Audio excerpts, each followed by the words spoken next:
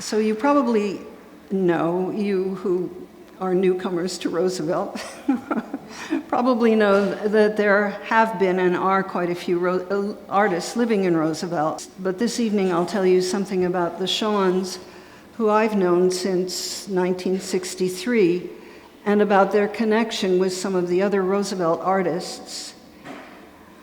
In getting together the material for this evening, I was interested in thinking about the lives of the Shahn artists, their working lives. So I'll start with Ben, and then Bernarda, his wife, and then afterwards his oldest child, Judy, from his first marriage, and then two of his three children from his second marriage,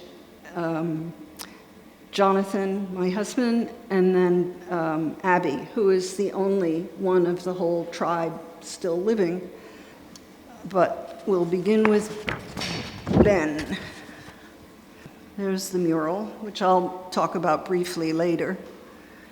And here is Ben in the 1960s, sitting on the steps of his studio at the back of the house on Tamara Drive, wearing his much-loved Belgian loafers. And this is the town of Vilkamir in Lithuania. He was born in 1898 in Kaunas, which was then called Kovno, I think, Lithuania, but his early years were spent in Vilkamir. And his father was very well educated, but he was an artisan. He worked as a wood carver and a cabinet maker.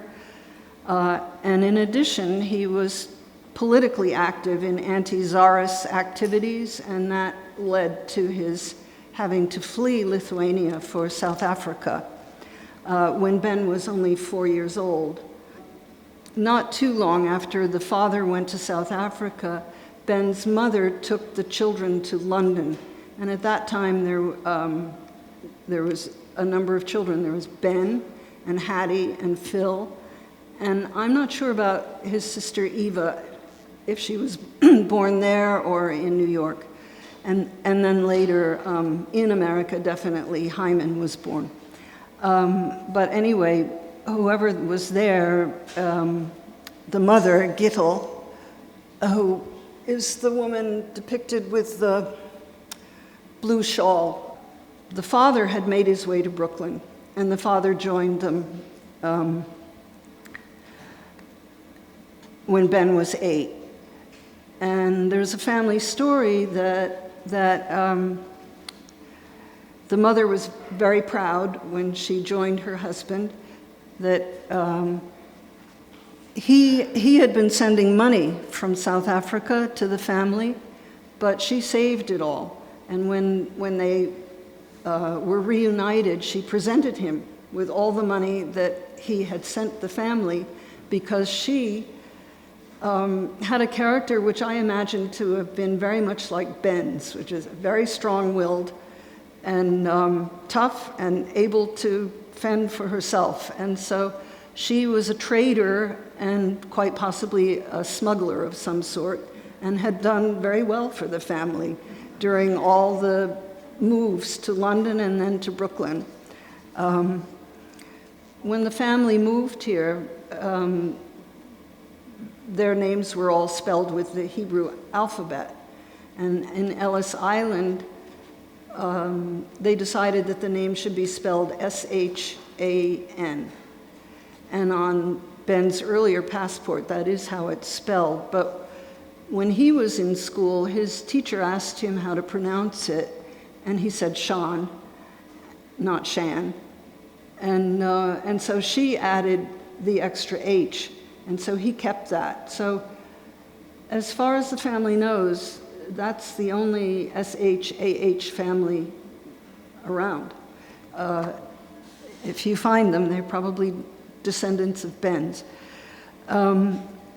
Anyway, he was a precocious child, and even in Lithuania, he had already been in school, and he was always drawing, and he was also very interested in letters and the shapes of letters and the shapes of the Hebrew letters. And then when he got to use our alphabet. He was interested in the shapes of those letters.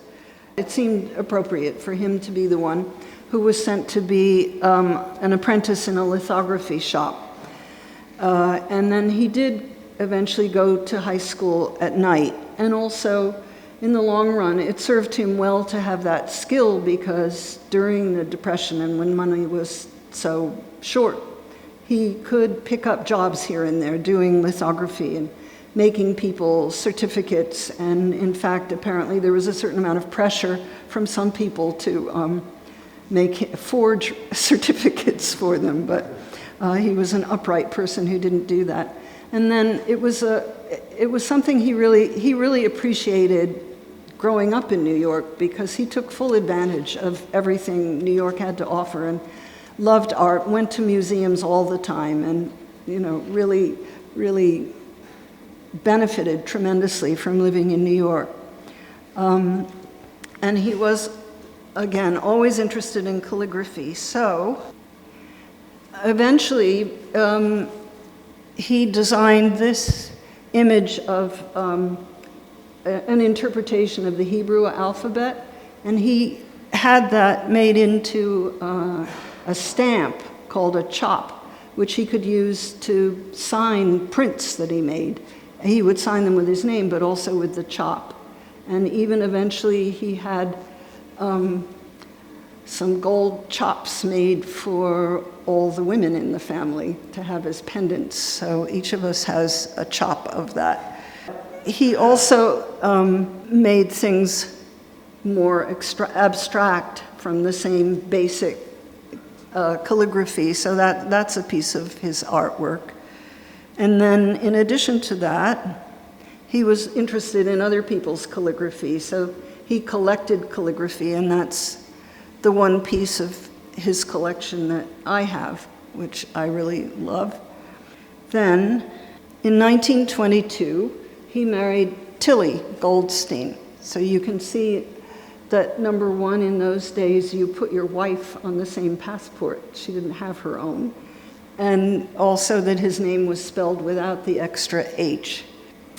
Between 1924 and 1929, he and Tilly went back and forth to Europe and to North Africa several times. They weren't there steadily the whole time, but they were there definitely 2 or 3 times. And he just went to look at art and to meet artists. And the family has some letters that were the correspondence between him and his brother. His brother had become an accountant and was fairly well off. And the idea was that Ben had left paintings with Phil, and the idea was that Phil should sell them and send the money to Ben. And so the correspondence consists of Ben's questions as to whether or not the pictures were sold, and furthermore, to send the money. And then Phil would write back that nothing further was sold, and Ben would write back and say, "Well, send money anyway." And that was how they were communicating. But here is a picture of Judith, their oldest child, and she was born in 1929 while they were in Paris. She was born on Bastille Day, and she became an artist, and I'll tell you about her in the second half of the program. But they received some sort of gift from the French government. For every baby born on Bastille Day got a present. So this is Ezra, their second child. He was born in 1933 later, and he became a biologist, a non-artist. But his first wife was an artist. During one of the periods of time when Ben was back in this country, and I thought it was in 1928, Ben took a walking trip to Cape Cod with a friend. And I think that might have been the photographer Walker Evans. They shared a studio. And at any rate, when he got to the end of the Cape up near Provincetown in the town of Truro, he found 2 little 18th century wooden salt box cottages that were for sale for $200 a piece, and he didn't have any money. So he called up a friend in in New York, Dr. Goldstein, and asked him if he would send him the money. And Dr. Goldstein said he would send money for both cottages and to buy one for Ben and one for Dr. Goldstein. And the two families spent every summer there from then on, and eventually it became Judy's permanent home. And Judy and the doctor's daughter were lifelong friends. Once Judy settled in there, she made a big addition to the back of it where she could have a studio. But this is how it appears as it was originally. And Ben's father, who I had said was a woodworker and a carpenter, did a lot of wonderful work in that house and built some beautiful cabinets and stairways, and it's still in the family now. His son, that's Ezra, his son Zach owns the house. And my son spent his summer vacation last year there and enjoying all the work of their great-grandfather. So it's nice that it's still there. Ben also was very well known for his photographs, and I think he learned a lot from Walker Evans. And especially he learned to use a right angle finder, which was very helpful. He made a couple of extensive trips to the South photographing the rural South and photographing people, and he didn't want people posing. So Bernarda, my mother-in-law, would stand and he would point the camera at her so it looked like he was photographing her, but really what he was focused on was whomever he wanted to photograph at the side who was relaxed because they didn't realize they were being photographed. So he was able to get a lot of very good photographs there. And most of those photographs are now owned by the Fogg Museum that's part of Harvard in Cambridge, Massachusetts. And they may be available digitally. I haven't looked into it. I don't know about that. Anyway, finally in 1929, he settled back in the States, in New York. And that was when he really focused on his style of painting after having absorbed so much other artwork in museums, both in Europe and New York, and his style of social realism. So in 1929, he had an exhibition of a series of paintings about Sacco and Vanzetti, who were executed in 1927. In 1921, they were arrested for supposedly for robbery and murder, and there was a huge outcry about that because during the trial there just wasn't any plausible evidence that they were guilty of that at all, and it was considered that they were arrested because they were politically radical. And so Ben made this series of paintings that were shown in the Edith Halpern Gallery, and that's a gallery that he was in until, when I met him in 1963, he was still in that gallery. Eventually he switched galleries, but that really made his reputation. And when he was sharing the studio with Walker Evans, he did a lot of photographing around the Lower East Side in New York. And so these are a couple of his early photographs from that period. And then here are some images from the Sacco and Vanzetti series. And those are Sacco and Vanzetti in their coffin and the judges who were considered to be very prejudiced and unfair. It happens that Diego Rivera saw the Sacco and Vanzetti exhibition at the Edith Halpern Gallery. And Diego Rivera, if you don't know, was a very eminent muralist from Mexico. And he was hired to paint a mural in Rockefeller Center, and he hired Ben to be his assistant. Because of that, Ben eventually met Bernarda. When I tell you about her, I'll tell you that story. But anyway, so that was in 1933 when Diego Rivera was working on that mural, which was eventually destroyed because there was an image of Lenin that was considered unacceptable, so it was destroyed. The whole mural was destroyed. Then between 1934 and 1942, Ben, already his reputation made, was invited to do a lot of different projects, a lot of them in Washington, D.C. for the Resettlement Administration, for the Farms Security Administration, for the Office of War Information. And in the course of all those jobs, he met a lot of people that are significant to Roosevelt. He met the Roscoms, Ani's parents, and when he was working for the Office of War Information, David Stone Martin was his assistant, and David eventually moved to Roosevelt. They lived in the house that Kate and Henry John Older live in, and some of you may remember Stephen. His two sons, Stephen and Tony, grew up here. And also he met Alfred Kasner, who is the architect of Roosevelt. He's the architect of record, I think they call it. And then, so he did the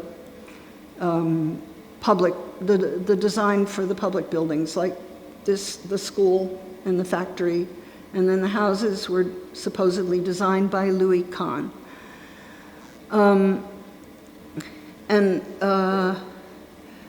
Other people who came to Roosevelt through the connection with the Shahns were we don't have specific memories of this, but we think that either because they actually knew them or knew of them or had mutual friends. Saul Lipson, the photographer, Sarah's Prestopino's mother and father, they came. And also Gregorio Prestopino and Liz Dauber, and they were both painters. So a lot of artists, through their connection to Ben and Bernarda, came. And then the Appels knew of Roosevelt not through Ben, but through Bernarda, because Ben Appel was a writer, and he knew a very, very dear friend of Bernarda's. So then a writer showed up in Roosevelt. But then in the course of all these assignments between 1934 and 1942, they made a second trip to, because it was an assignment from the Farm Security Administration. They made a second trip photographing the rural South and the conditions that people were suffering from as a result of the Depression. And so that is these photographs. And picking cotton. And there are many more of them, but I just wanted to give you a taste of them. Before they embarked on that trip, there was a complication. This mural had already been completed. That was in 1937, and this trip was taken in 1938. They didn't live in Roosevelt yet. They lived in New York. But in order to make these trips, Ben was dependent on Bernarda driving because he didn't drive. And in 1938, when they went in order to do those photographs, Bernarda happened to be 9 months pregnant. So they drove out to Columbus, where her father and stepmother lived, and fortunately also Bernarda's niece, who was a young adult, Jane, lived with her grandfather. And they waited until Johnny was born, and Ben did some photographs in that area of Ohio around Columbus. And then when Johnny was born, a historian who specializes in his work says that within a very few days, Ben and Bernarda took off to do this trip. And Jane was left to take care of newborn Johnny and year-and-a-half-old Susie. And the trip lasted for several months. So that's a little example of their parenting style. So then that was 1938, and in 1940 they moved out to Roosevelt. And shortly afterwards, Abby was born at Monmouth Medical Center, and she was their youngest child, and she also became an artist, and Abby is the survivor of the crowd, the last one. And Bernarda told me that she loved it here. She loved the fact that the houses were right on the ground level. There were no stairs in between, and the outside was right there. And in their particular house, there's a bank of 3 floor-to-ceiling windows right out of the main downstairs room, which originally was the living room, eventually became the dining room. And she had grown up in a small town, and she loved getting out of the city and that connection with nature. However, she came from a politically active family and wanted to be involved in Roosevelt politics, and she told me that she was very, very frustrated because she would go to council meetings and they were in Yiddish. And she was not Jewish, she didn't know any Yiddish at all. So that kind of cramped her style for a while. So eventually, Ben became very close friends with George Nakashima, and quite a while later, in 1960 more or less, Ben began to consider expanding the house or building a studio.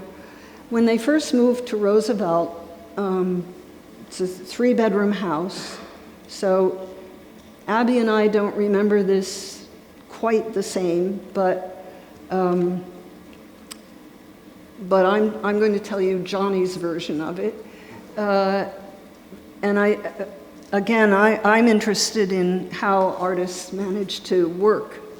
So the way they settled into this house was that in the front bedroom, that was the parents' bedroom. And then there was one drawing table there for Bernarda. In the middle bedroom, which is very tiny, there were the 3 children, because in the back bedroom, which was the biggest bedroom with a big closet, that was Ben's studio.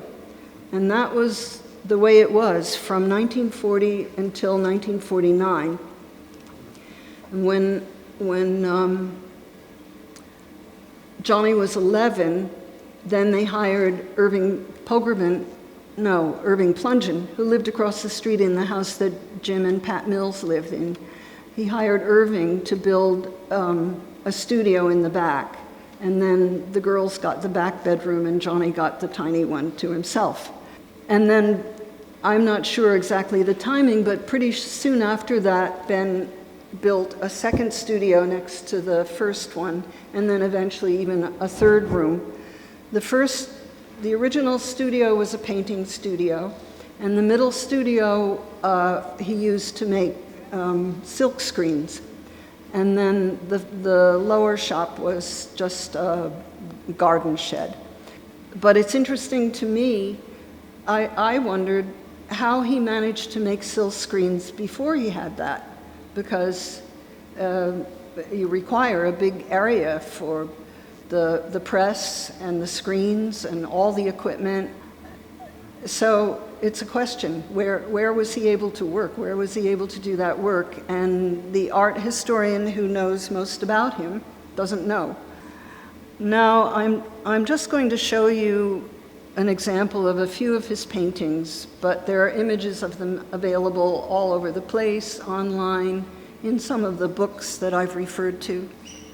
I'm not going to really comment on them, but just so you get an idea of the range of some of his paintings.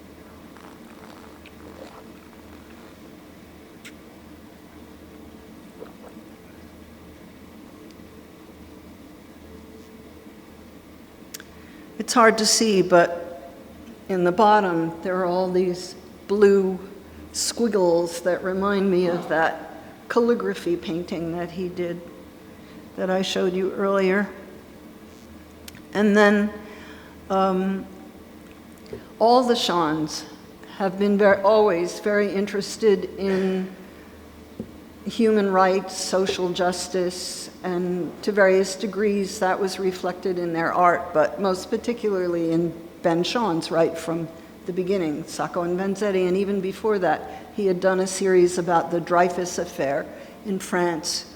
Anything that had to do with discrimination really mattered to him. So he made these 3 prints of civil rights workers who were the martyrs. They were active in civil rights in the 60s, and all were murdered.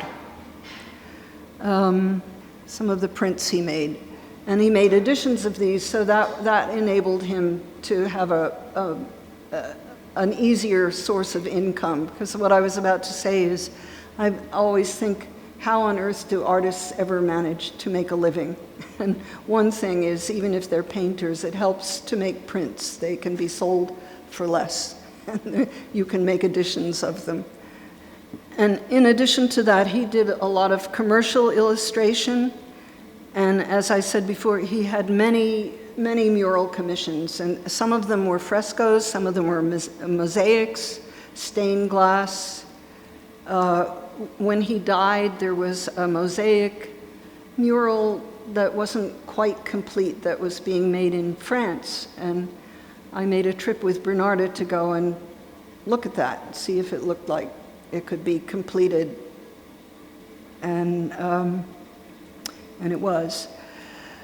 And then he also did set designs. He did a number of projects for the Spoleto Festival in Italy, including set designs for a Jerome Robbins ballet. And then he also taught and lectured extensively. I mean, Johnny remembered lots of different summers spent teaching in various places. There was one summer in Boulder, Colorado, and in Pittsfield, Massachusetts, and he took the family all over the place and earned money that way. And then in 1958, he did a series of lectures for Harvard called the Norton Lectures, and I'm pretty sure that that's what comprises the book that's called The Shape of Content. And I would just say that for any of his written work, Johnny had a strong feeling that his mother did a great deal of that writing. And I'm sure in consultation with him, but my husband was also a little concerned about the huge Abrams Ben Shahn book she did, which is great for looking at images of his work, but he felt that his mother put her thoughts, she presented her thoughts as though they were Ben's, and he had some qualms about that. So you might take that with a grain of salt. At any rate, as I said, there's a bibliography available, and also there's a PBS state-of-the-art YouTube that anybody can look at called Passion for Justice.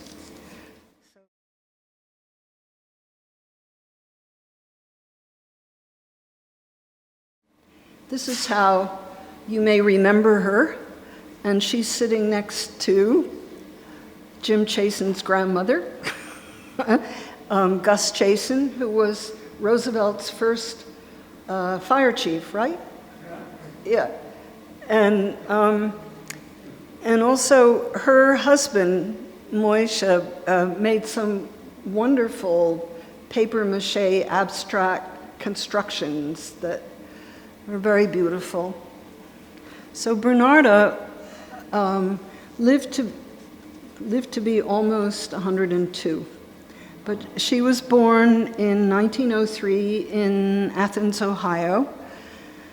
And her father was the owner of the local newspaper, and her mother was a Latin teacher. Ohio University is there, and I don't know if her mother taught there or not. And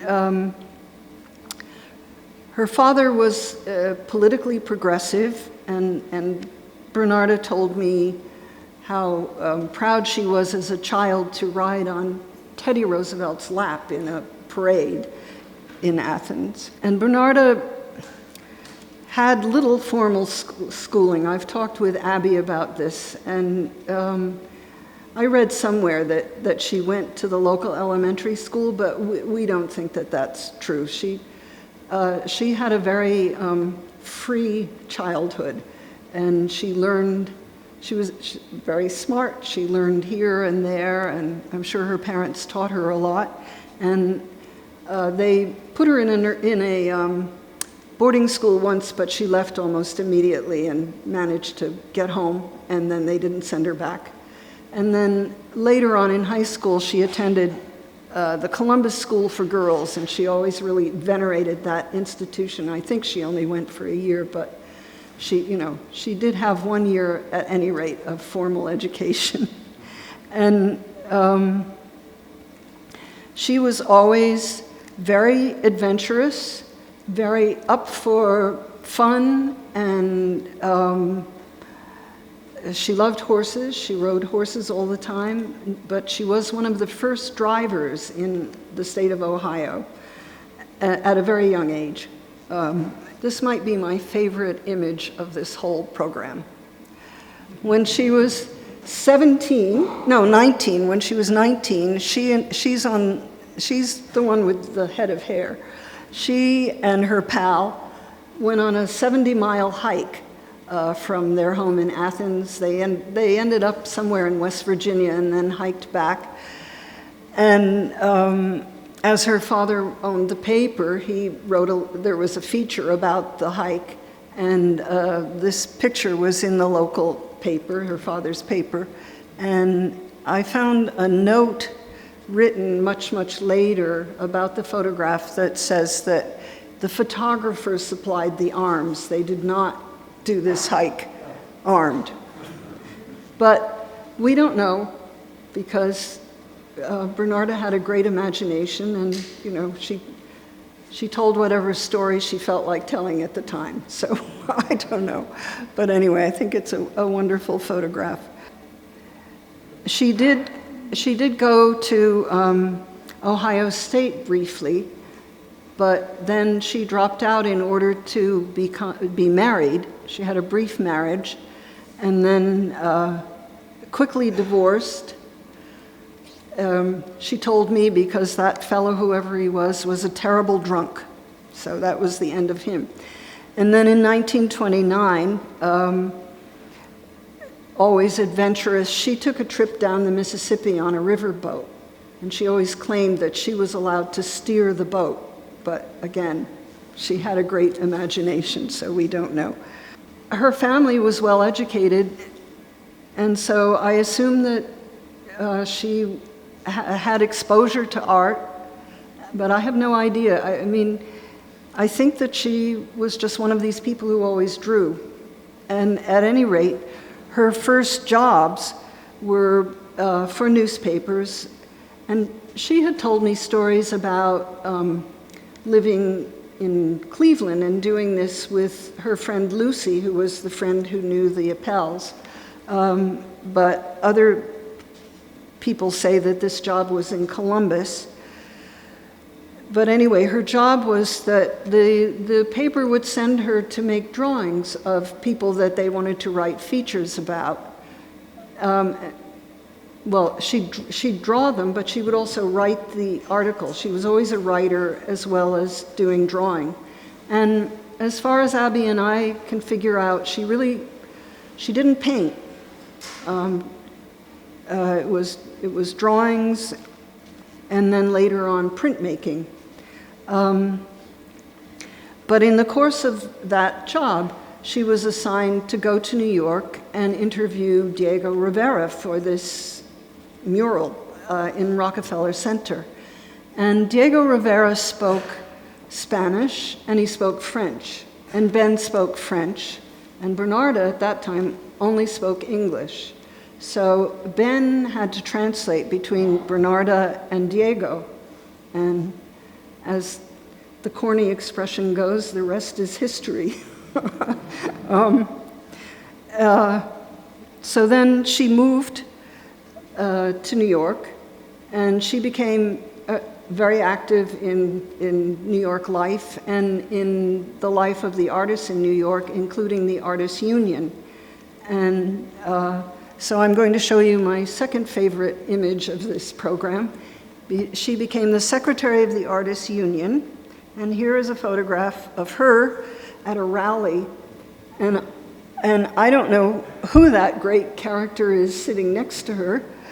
And isn't she chic? She has a fur jacket and a jaunty hat and little leather gloves.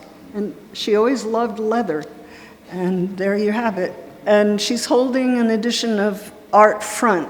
And that was the publication of the Artists Union. And I think it's probably a safe bet that she wrote for that. She was a printmaker. And she moved to New York in 1933, and some of her prints are before that. And that's that, you know, she was interested in human rights, of course, so these are enslaved people. And these are from 1929, so I'm not sure where she was able to have the facility to print these etchings. And I have a copy of this in our living room. And this is from 1929. And these also are very early. After she moved to New York, she did spend some time at a print studio that some people say was in Kingston, New York. She told me it was in Saugerties, which is the same area up there. And I saw some of these in an exhibition that the Michener Museum in Doylestown had. And then this is a poster she made for the Resettlement Administration. As I said, in the house in Roosevelt, she had a desk set up in the bedroom. And the history of her studios is quite telling to me about the difficulties of functioning as an artist, but also perhaps attitudes about women. She was very adamant that she did not want to be identified as a woman artist. She just wanted to be identified as a person. And she thought that calling people women artists was in a way a form of discrimination and made them less equal. But nevertheless, she was discriminated against by her husband and also by Nakashima, because in 1960 or 61 was when they made the first addition to the house on Tomorrow Drive. The first addition you can't really see from the street. It's a big living room that is on the level of a second floor off the back of the house. But at the front end of that, facing the street, is a little closet with a little window and a desk. And that was the studio that Ben and Nakashima felt was appropriate for Bernarda. And really, for 50, 60 years, Bernarda was the source of the regular income for that family. She had an agent, and she illustrated constantly. She illustrated for books, periodicals, Harper's, Scientific American, The Atlantic Monthly, and then books, and I'll show you some of the illustrations. And then she wrote some books. She wrote a book called The Zoo of Zeus and 20 Miracles of St. Nicholas, and Gilgamesh, the story of Gilgamesh. And she was always working. And Ben's income was sporadic, so this enabled the family to have a good life, but she did it under pretty trying circumstances. After she died, I had to deal with the premises there and collect all her artwork, which was scattered. The illustrations were scattered all over the place. And it turned out there were about 4,000 of them. And she never had me look at them during her lifetime. I mean, I lived next door to her for 25 years. And I was just amazed by them because they are extremely varied in their style and their materials based on whatever the project was. And also the other thing that amazed me is I can remember very well her sitting at her studio, because eventually the front Nakashima edition was made, which consisted then, Ben got a lot of flack for this closet that he provided for Bernarda, so a bigger room was provided for her, but still only for drawing, not for painting, not for prints, because the new studio room that was a decent size was right next to the bedroom, and rather than being divided by a wall, it just had some very artistic Nakashima hand-planed posts with big spaces between them, so you couldn't paint or do prints or do anything with fumes because it was right next to their bedroom. I remember her sitting at that desk by the time I was, no, when I was first there, she was still using the closet, and then I already visited often when the rest of the edition and the new studio was being built. So she had a nice workspace with a lamp that was a big magnifying glass with a light around it, and I can remember her doing these extremely detailed pen and ink drawings. But when I gathered her collection after her death, what I found were several copies of almost the exact same unbelievably detailed, intricate drawing with a few minor changes. So she was just so, particular and so focused on exactly how she wanted things to be that she would spend the time to completely redo something like that. It's just amazing to me. And then I just thought the entire collection was so amazing, and I had to find a place for it. So I contacted a lot of museums, and everybody wanted to cherry pick. She had won some awards for some of her book illustrations, and so they wanted the illustrations from that. They just wanted a few. And I didn't want the collection broken up. And finally, after a couple of years, I convinced the Library of Congress to take them all.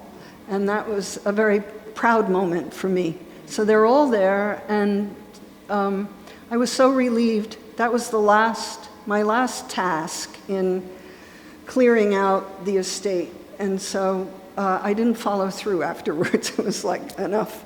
But apparently a lot of them are digitized, and if you go to the Library of Congress website, you can look up some of these.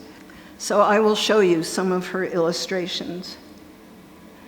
That's from a book, and then that's completely different and then this was a contract to illustrate Pride and Prejudice. I don't know what that's from, but there's a huge variety of style. And there we have FDR. I don't know what that was for, but it's pretty recognizable. And apparently, the school board owns a gouache of FDR that has been damaged. It was stored improperly, and I'm trying to find a restorer to have it restored so the school can have it in good condition. But there's a question who painted it, and I've asked Abby, and we think Bernarda did. If anybody sees it, you can see that it resembles this a lot more than anything Ben would have done. So it's not signed, but we think it's by Bernarda. But then she loved ceramics. She also loved stones. And again, she was very adventurous. So after Ben's death, she traveled a lot. She went to Japan, and she went to Turkey, and she went to Warsaw, and met a lot of people and had a great time. And here's another completely different style, just amazing to me. And so then after Ben's death, she very fast occupied his studio in the back. So, like Ben, she painted in the upper shop, the original room. And as far as Abby and I know, she didn't paint much, if at all, before then. That was the beginning of her painting. And then she bought an etching press, and she started making etchings and in the middle shop. And she made a lot of etchings. And during her travels, she particularly loved, she was very interested in anthropology and archaeology. And so she loved images of stone and broken sculptures and antiquities in general. So these are some of those.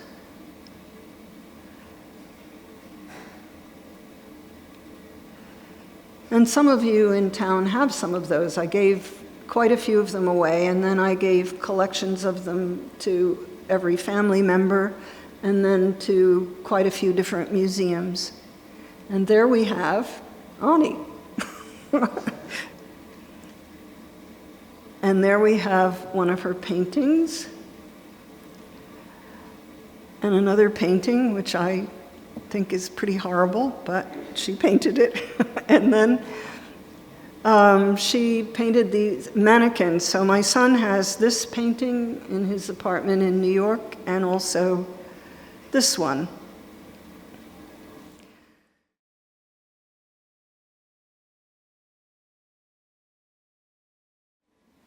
So here's Judy. And as I said, she was born in Paris in 1929. And then she died in Truro, in her house, in that cottage in Cape Cod in 2009. And she was the first child of Ben and Tilly. She married the poet Alan Dugan, who's there with looking forward with glasses on. And Judy is sitting facing you, and Johnny has his hand on her shoulder. And then between Judy and Dugan is Roy, who was Abby's partner, and Abby is the farthest to the left there, to your right. Roy and Abby are the parents of Amanda and Mimosa, and many of you know Amanda, who lived with her grandmother for several years here in Roosevelt. So Judy was raised in New York, and then every summer up in Truro. And I know very little about her childhood. Johnny, my husband, didn't know of the existence of this family until he was 16 years old. And when he was 16, Ezra was in graduate school at Princeton, and Bernarda insisted that it was time and that Ezra should come and meet the family, and then Judy came as well. And Johnny and Judy became very close, as you can see. Judy and Dugan met in college, and they also spent some time in Mexico in college. In the early years, Judy did do painting. Not a very good reproduction, but it's the only one I have of an oil painting.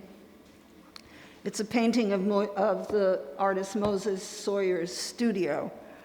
These are watercolors that she did when she was very young in 1945, and they're landscapes of the area around the house in Truro. And another early painting.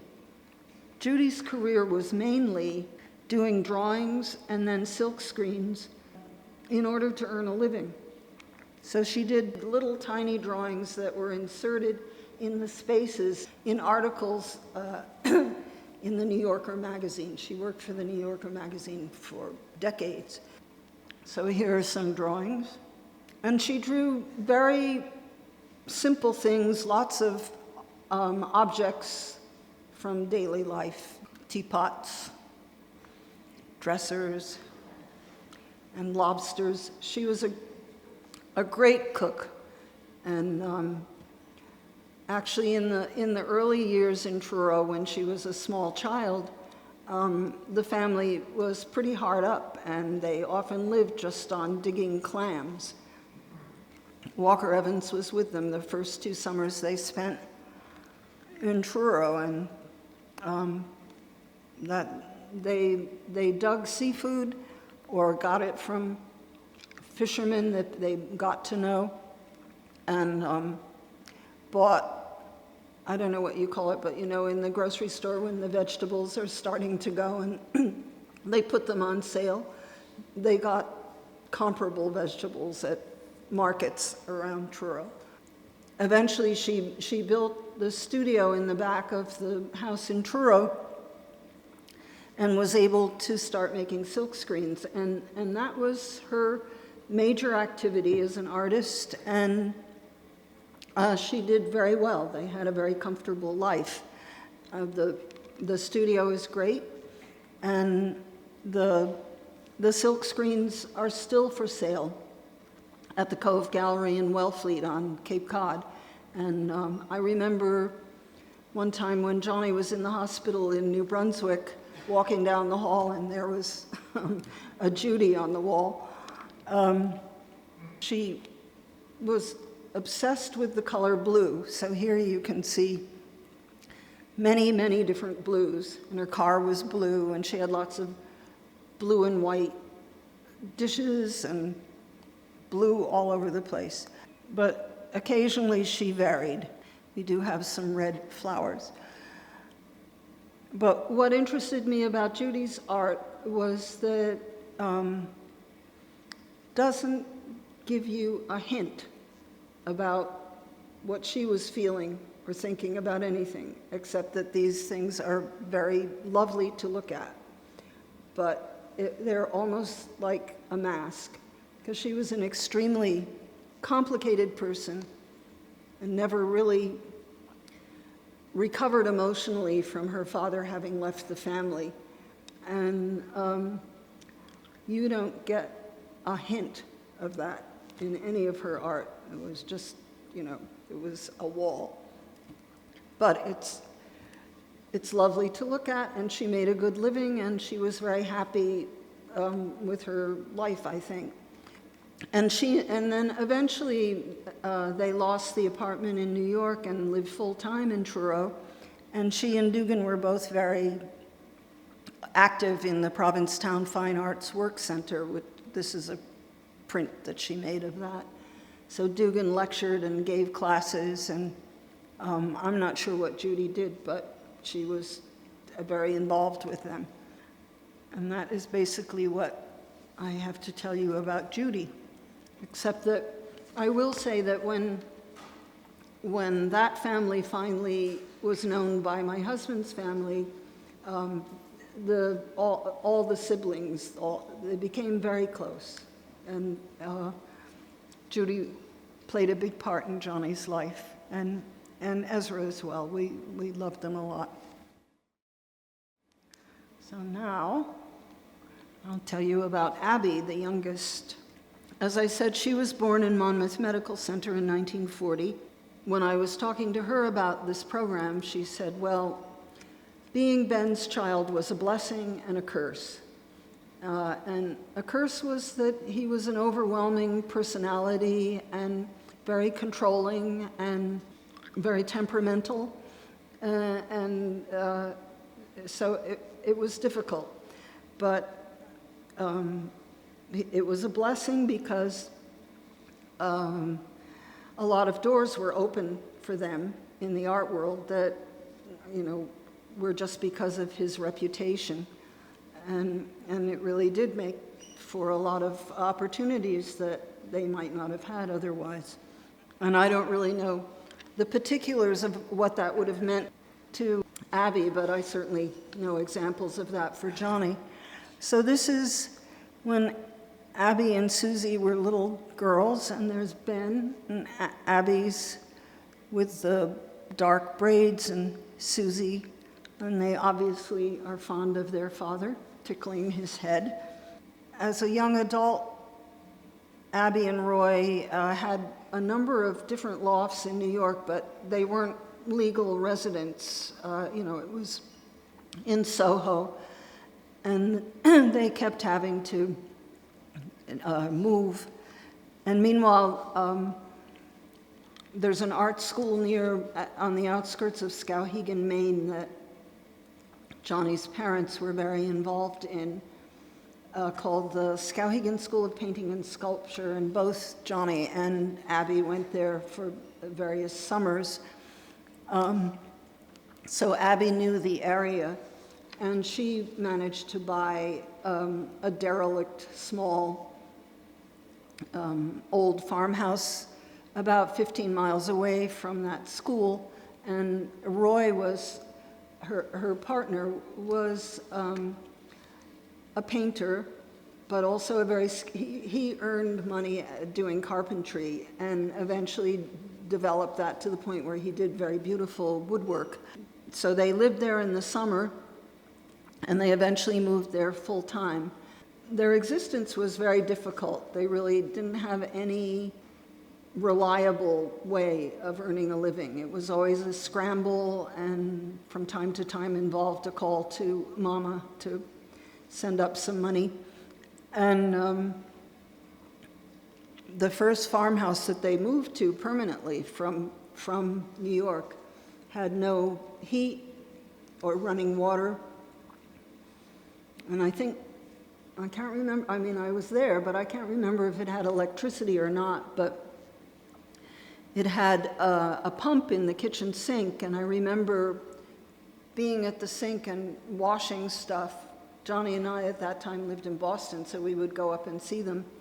And I was pumping water, and out came a frog. And they had an outhouse with a number of holes in it. There was a whole little lineup in the outhouse that I think Roy built. And eventually he gave up painting. He just got carpentry jobs and building jobs around the area. And so this is a picture of them at some event at the Skowhegan School. And that's Bernarda with the bun on the top of her head, and Abby and Roy. And then that's Abby as a grown-up, and Abby in her studio. Abby told me that when they were first in Maine, the children were very small, and she really could hardly paint at all, and she didn't really have a studio, but she had some kind of a toolbox with her materials in it, and if she had a chance to do something, she'd open it up, and I don't know where she kept the panel she was painting on, but she said that although she could hardly paint at all, she wanted to always be painting something so that she could remember that she really was an artist. But she couldn't function much as an artist for a number of years till the kids were older. Abby said that when she was growing up, she had no intention of being an artist. Her idea was that her older sister Susie would be a singer, and she was a singer, and that Johnny would be the artist. And she said that her father really paid a lot of attention to his learning to do art. Abby wrote a lot of poetry and thought that she would be a writer or a poet, whereas Johnny drew the whole time he was growing up. She didn't. So she started college at Reed College in Portland, Oregon, and she was studying history and philosophy, but she had a summer job at a camp that involved doing some art with the kids, and she made a painting in the course of that job, and it just hit her that she really loved doing that.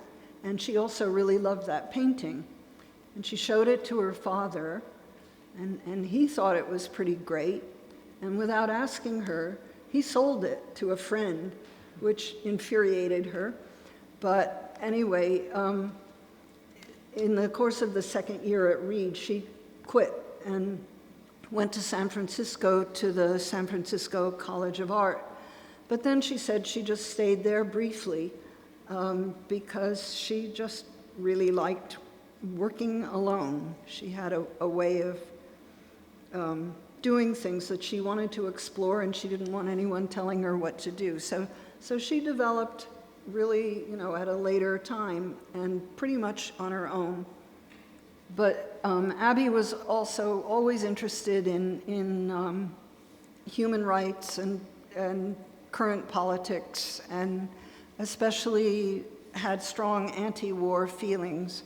I found various paintings online, and then I showed them to Abby and asked her to tell me about them, and she said that this actually was a painting she did during the war in Kosovo, which she found very distressing. That's blackbirds, which to her symbolized the conflict in Kosovo. This is probably an earlier painting, but the other cautionary tale regarding Abby's work is that she did not keep an organized photographic record of her work at all. And I remember seeing exhibitions, at least one, but I think more than one, in New York before she went to Maine. And I have a mental picture of some of that art, and it's entirely different. But there's no record of it at all. And she has a pretty chaotic establishment, and probably some of that is somewhere there that someone someday will find, I hope. But she had a retrospective in Portland just very recently, and so I thought, great, now I'm going to see some of her early work, or at least be able to know what's early work and what's later work and all that. But it wasn't, in fact, a retrospective, and they had no more idea than she or I about it. But I would assume this is earlier. So I'm just going to give you an idea of the variety of images that she became interested in. This is a triptych, which she said is also anti-war, and the middle image is yellow ribbons expressing her feeling about war. But to me, what it reminded me of was, we lived in Rome for many years, and she visited one time, and we took her around to look at things, and she was fascinated by the geometric floor patterns in some of the churches there, and how there were braided patterns and things that this reminded me of. So I think that it may have influenced her. And this is another, you might not understand, but it is an anti-war image. And she said that it's based on a quotation from Mark Antony, the Julius Caesar's Shakespeare play. And it's entitled The Dogs of War. But she also did very straightforward geometric things like that. And then apparently had a mural commission, because there it is. But she wasn't able to tell me where it is. Very abstract, but there are little hints of figurative art in them. And then we come to the person I know best, Jonathan, who some of you may recognize. So as I told you, he was born in Columbus before his parents took off to the south, and that was 1938. In 1942, his parents were in Washington doing something or other, one of the jobs for one of those agencies, and Johnny said that his parents liked to take him to museums and show him off because he had a prodigious memory, and at the age of 2 could already identify many of the works of art in the museum. And so they were very proud of him. And he was very close to his father. And when I first met Johnny, he was living in Boston, and he would take me around to visit his friends, many of whom had children, and he was always showing them hand tricks that he did that were very amusing to the kids. And you can see that he must have learned them from his father, because there they are doing something with their hands. In the backyard in Roosevelt is where that is. Here he is as a little boy with his guitar, and sitting next to him is Tony Martin, who also became an artist. And the two of them used to go into New York together and have classical guitar lessons. But I was impressed when I first met Johnny because he mainly played mountain music and folk music with various friends in Boston, but he could just sit right down and play a bunch of classical pieces for me. And so behind him is his sister Susie, and next to him is Sarah Frestapino.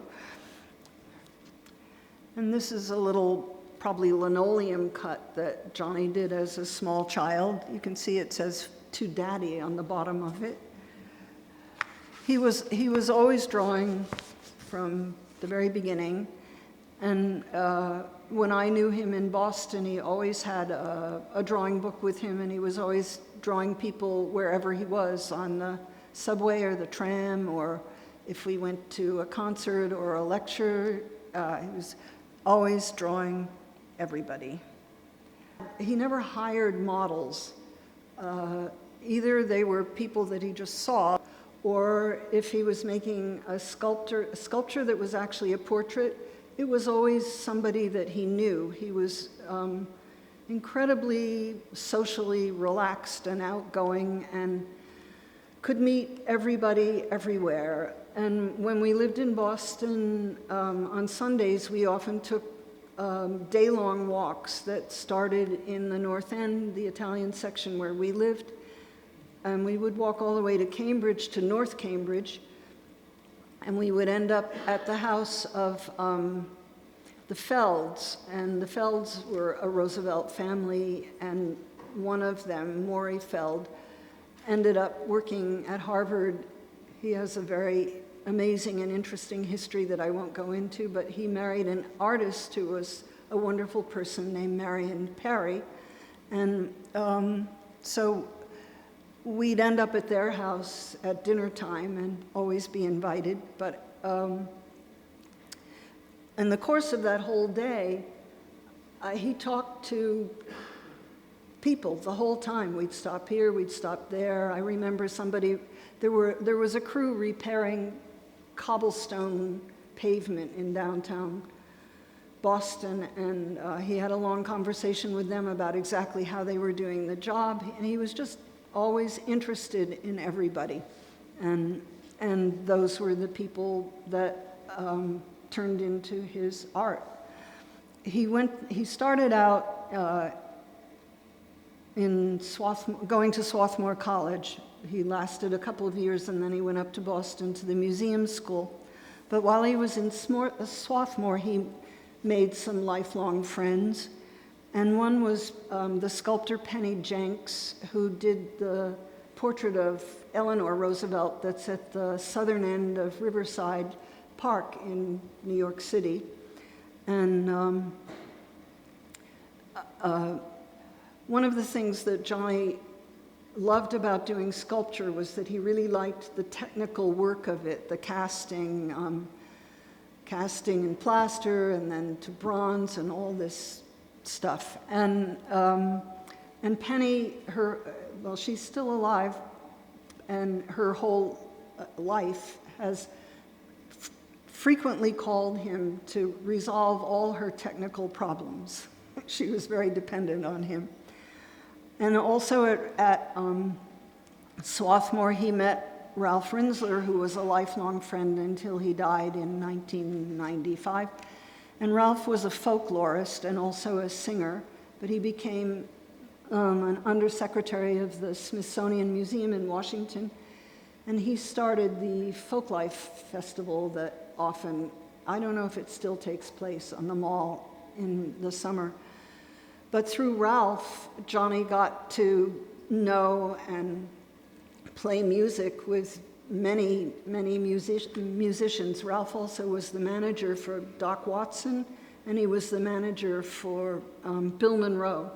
And so I can only listen to so much bluegrass, but I had to listen to many hours of Johnny playing with Bill Monroe when he was visiting, or Ralph. And he was also very Ralph was interested in worldwide, both folklore, folk music, and folk art. So he knew a lot of musicians from Great Britain, including A.L. Lloyd, who was a singer. And when Susie, Johnny's older sister, decided to move to England, I think partly in order to have her own life and not be under Ben's thumb, Ralph Rinzler was able to arrange for her to live with A.L. Lloyd. So, we got to see a lot of music and meet a lot of musicians, and it was pretty interesting. And that was just another aspect of Johnny always meeting people and striking up an acquaintance, really making a bond with them, actually. So then part of the blessing aspect of being Ben Shahn was that he got the commission to do this. So in order to make that, I thought you might be interested to see that when you're clay modeling, you have to make an armature, and if it's just a head, of course, it's a little wooden armature. And if it's a head like the one out there, it's this armature, and you can see Johnny's in the foreground, so it gives you an idea of how big it was. And he did this whole project in the garage of a friend of his in Cambridge, Massachusetts. But that friend, who was about 20 years older than me, had children, and her oldest son, who was 2 years younger than me, went to the same boarding school that I went to in Vermont. And so that's how I met Johnny. I met Johnny going to visit the family where this was made. Thank goodness.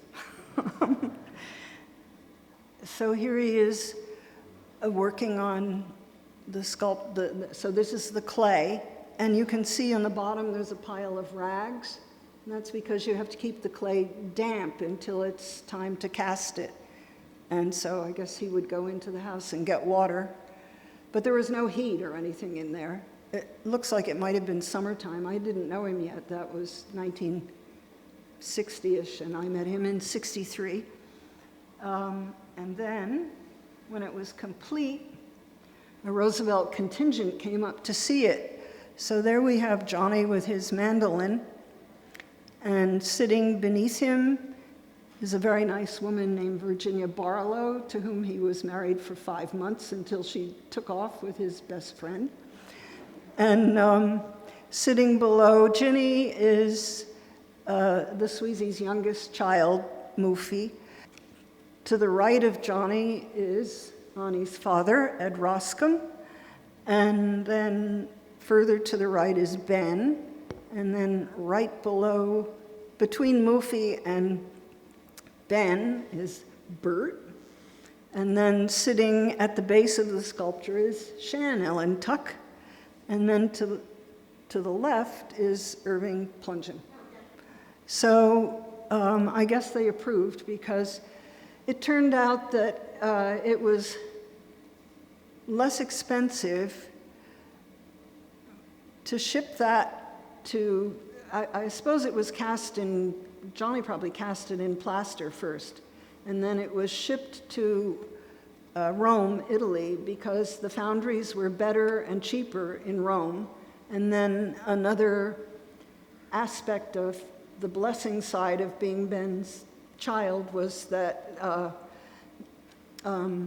there was a family in Rome that had their summer place in Spoleto and were very involved in the cultural life of Spoleto. And they had an extra little apartment attached to their apartment in Rome, and Johnny was able to live there while he was at the foundry having this cast.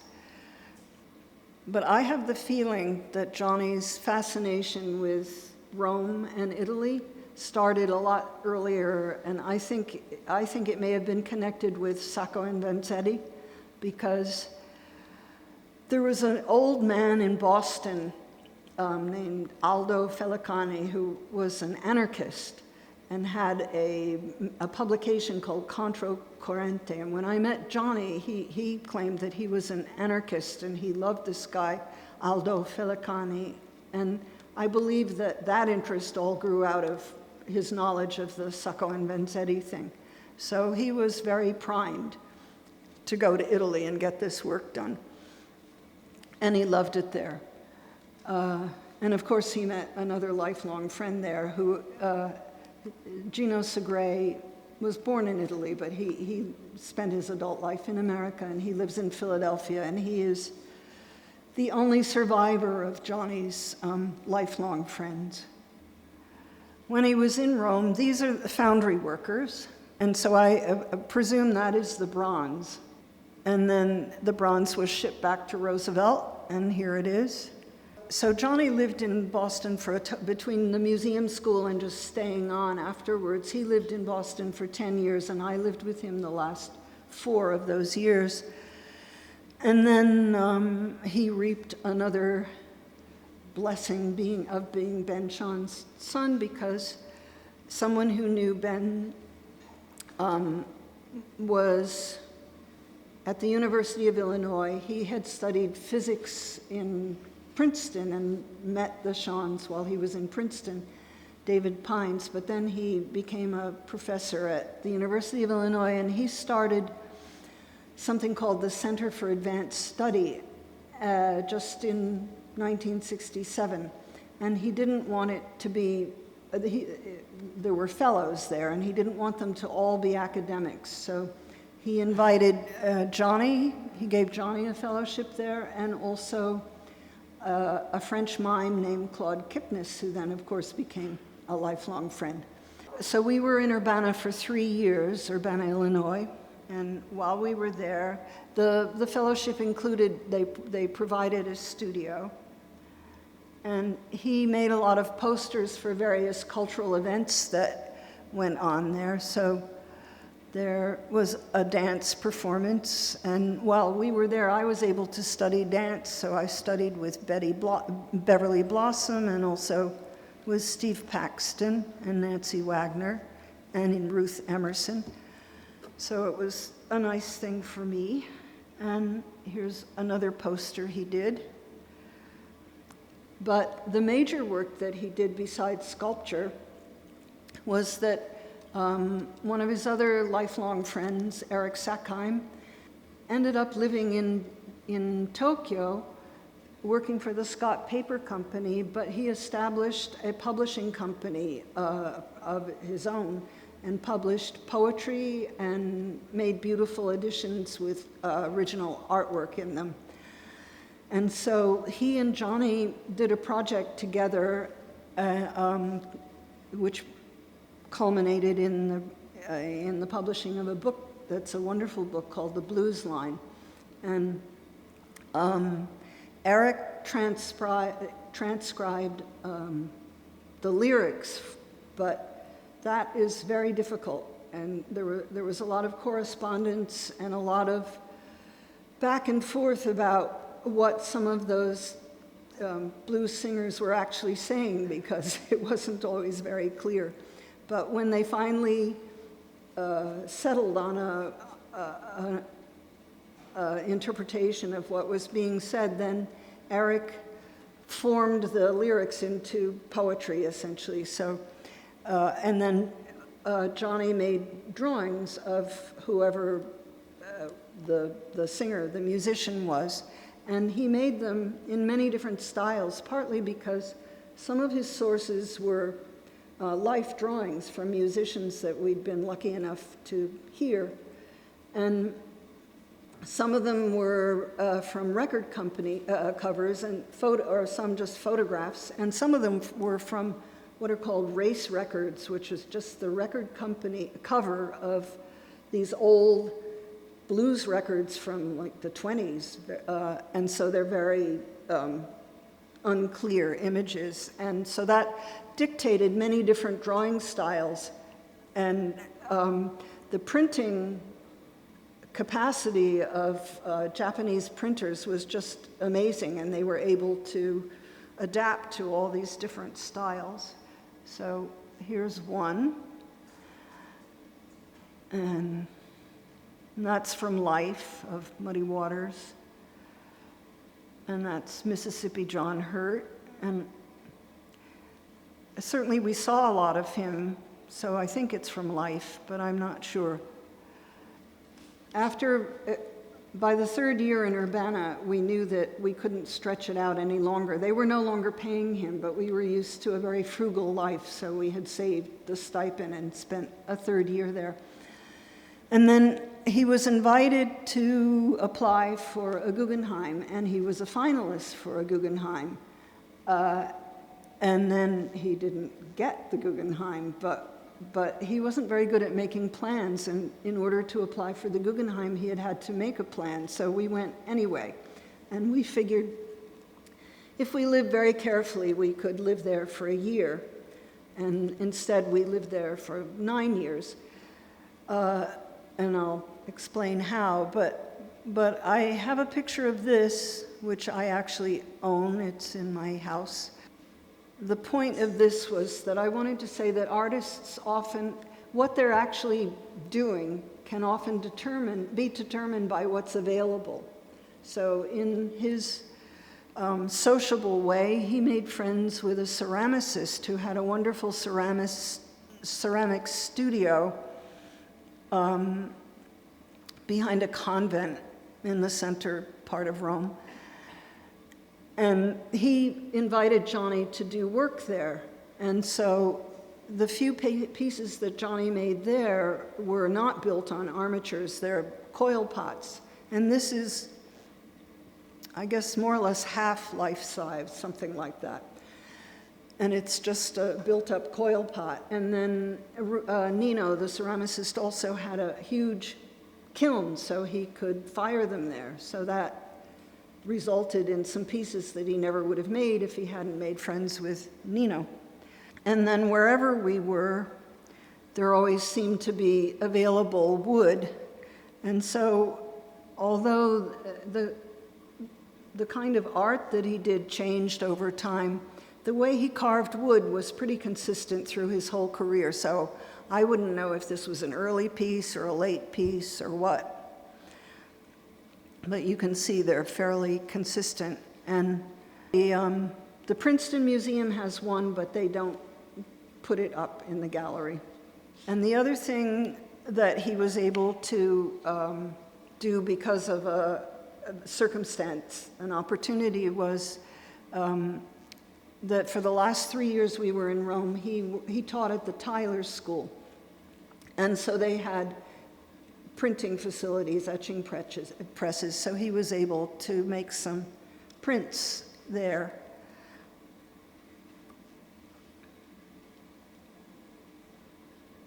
And he continued to draw, besides just people in the neighborhood and market and all that.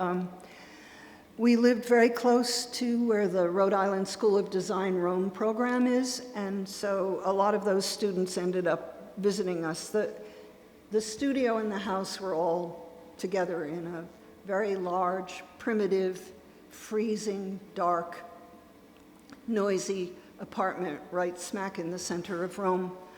There were a lot of RISD students in that apartment, and he made drawings of them, and he always was interested in hands, so he had drawings of hands, and then that was a student who sat for him, and that piece actually is on loan to a friend in Princeton who has a big enough house to be able to put that in one of the rooms, which is very nice. And then this is typical of many, many pieces of sculpture that he made. And as you can see, he cast the armature and the wood armature and the wood base and clumps of wood and even a sculpture tool.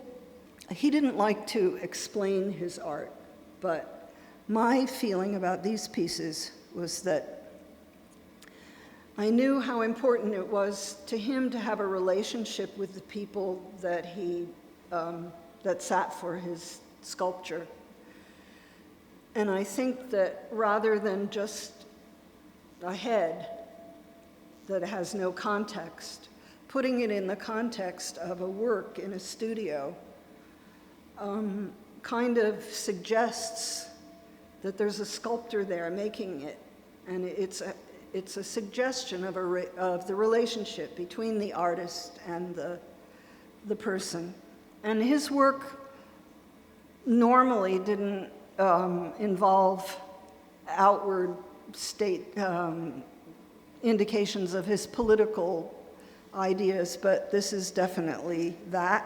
It's a Medal of Dishonor, Vietnam. When we were, especially when we were living in Italy, a lot of the students that we knew would be drafted, and he was very conscious of that and of the war. He never had an ideal studio. Being a sculptor is really very, very difficult. And in Rome, he had several rooms in our apartment, but they were dark, and our apartment was no central heating, there was some running water in the bathroom and the kitchen, but not automatic hot water. And, it was very primitive and too cold in the winter and too hot in the summer. And then when we moved to Roosevelt, this was his studio in the factory. And you can see how tidy he was. And that also was either freezing or roasting. And initially, the light was good. It was northern light. But one day we drove up to the factory, and the owner had simply spray painted gray all the windows. And Johnny never blew up at anybody, but he apparently spoke strongly enough to the owner that a fair number of the windows were scraped, but it wasn't ideal. And it rained in. There were only certain parts of the studio where it was safe to put things that would be damaged by water. It was pretty crude, but that's what he had. First, he very briefly had a studio in what then became Jim Mills's studio, but Jim needed it, so then after a hiatus, he switched to the factory. So, how did he earn a living? He told me that in Boston, before I knew him, he worked in a bakery. He worked in the morgue, the Boston City morgue. I have no idea what he did. He did drafting and architectural drawings for an architect friend of ours.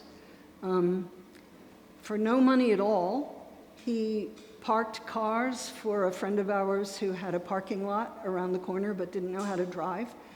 And he worked for one of his teachers at BU, at the teacher's private sculpture studio.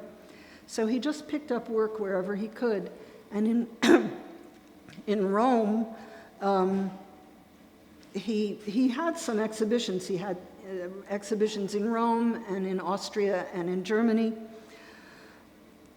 and in Palermo, but he didn't sell a lot of work. These were few and far between. We were there for 9 years.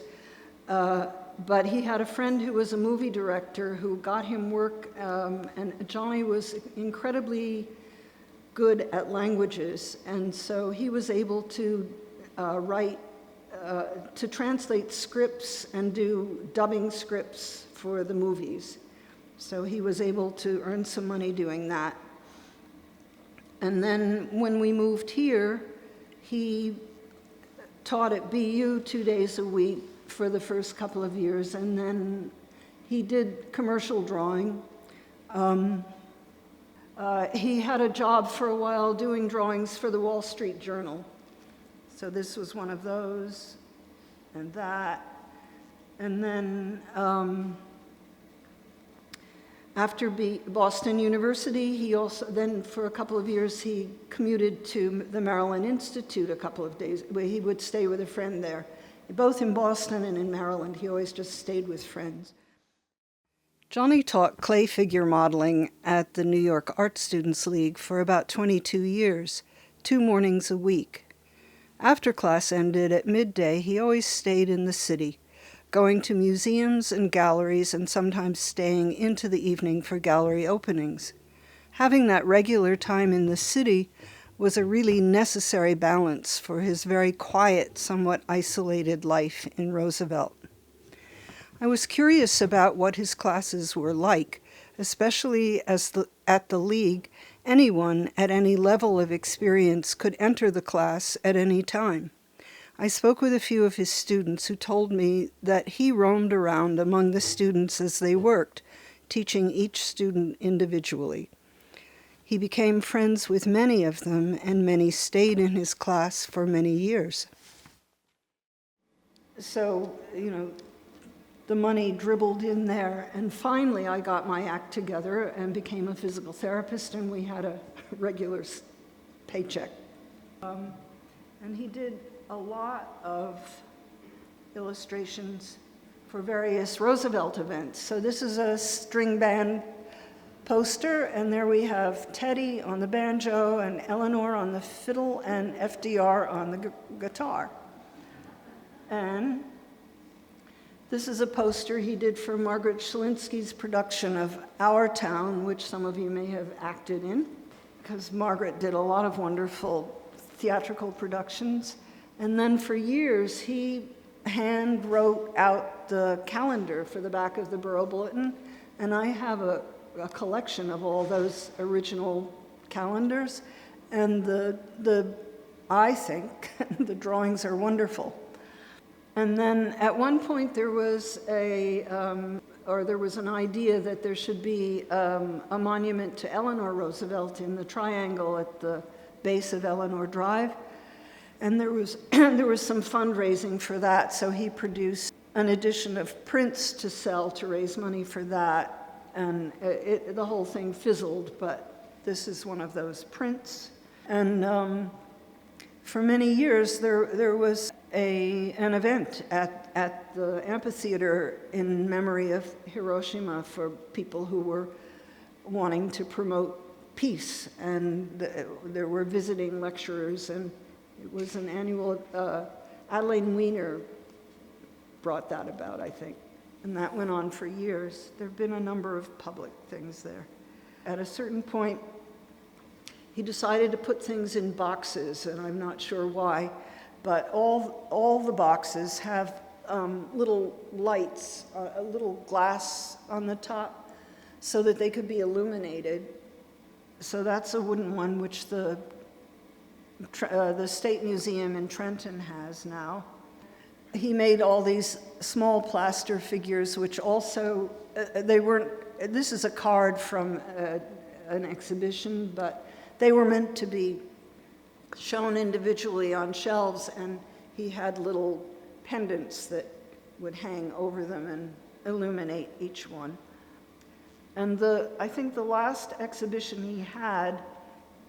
he had 2 exhibitions at Grounds for Sculpture, and the last one showed some of the plaster boxes, and then he made many very tiny pieces in the last years of his activity as a sculptor. So that is, I would say, 3 inches tall. And the way they showed them in the exhibition was that they had, maybe some of you saw it, I don't know, but they would have a base that had a fairly large surface on it, and they put a whole bunch of them under a plexiglass cover, and then showed the boxes as well.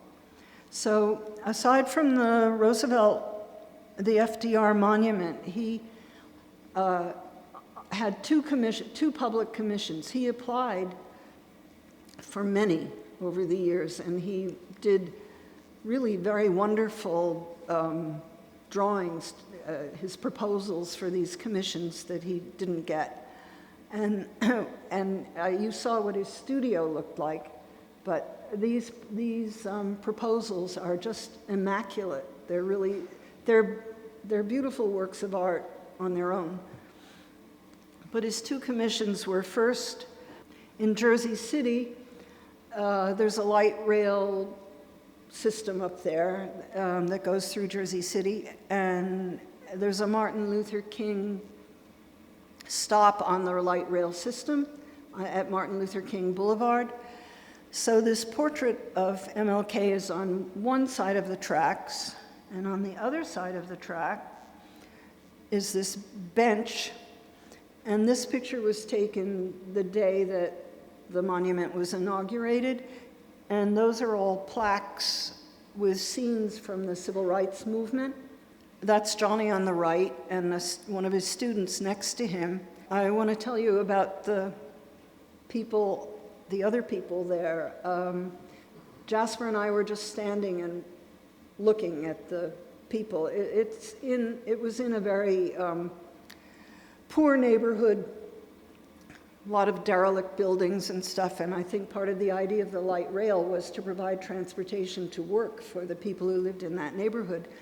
So I saw this woman with the red pants scuffling along, all bent over, not looking at anything except the ground, and her kids prancing around, and they went over and looked at this.